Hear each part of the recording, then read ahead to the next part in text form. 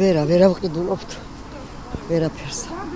და რამდენი წამალისა გამომიწერს ხოლმე ექიბი, იქიდან შეიძლება ერთი ვიყიდო და რაც შესაბ ტოვებ.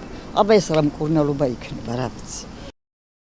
პენსიონერისათვის განსაკუთრებით ძალიან მძიმეა. მიუხედავად იმისა, რომ სახელმწიფო ვითომ, მაგრამ არის ფიქსირებული მედიკამენტები, რომელიც ყველას არ რგებს.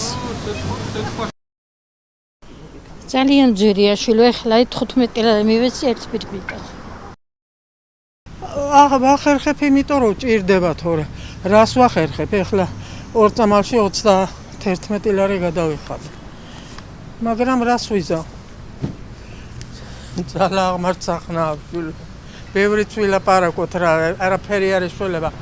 ვითომ მთავრობა კერძო საკუთრებაა და ისინიც ვერ ატანენ ძალას და რა ვქნათ? თუ დააკლებენ ძალიან კარგია. 300% ის სარგებლობს ეს მე პატრონე და დააკმაყოფილდეს 50%-ით არ შეიძლება? მაგრამ არა, ხო ეს ყველა დაიხუცება და ყიდველიც აღარავინ ეყოლებათ. ნუ რა ვიცი, პენსიონერების ძალიან რთულია.